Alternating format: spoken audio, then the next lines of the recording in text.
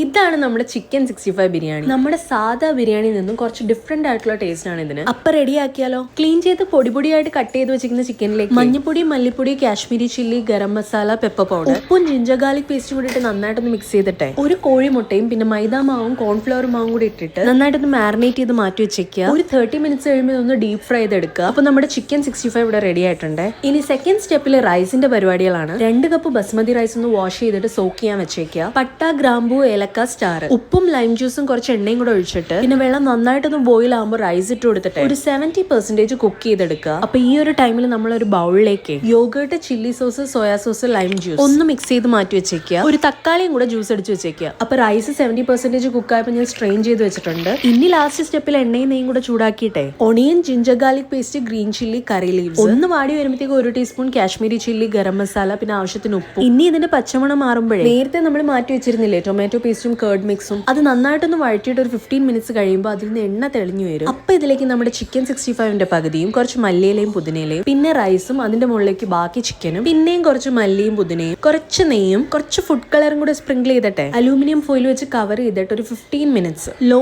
ഫ്ലെയിമിലിട്ട് ദമ്മാക്കി എടുക്കുക. അങ്ങനെ നമ്മുടെ ചിക്കൻ 65 ബിരിയാണി ഇവിടെ റെഡി ആയിട്ടുണ്ട്. പെരുന്നാളിന് വെറൈറ്റി ആയിട്ട് എന്തെങ്കിലും ട്രൈ ആണോ എന്നുള്ളവർ ഇതൊന്ന് സേവ് ആക്കി വെച്ചോ. അപ്പൊ എല്ലാവർക്കും advanced Eid Mubarak. Next video കാണാം. ബൈ.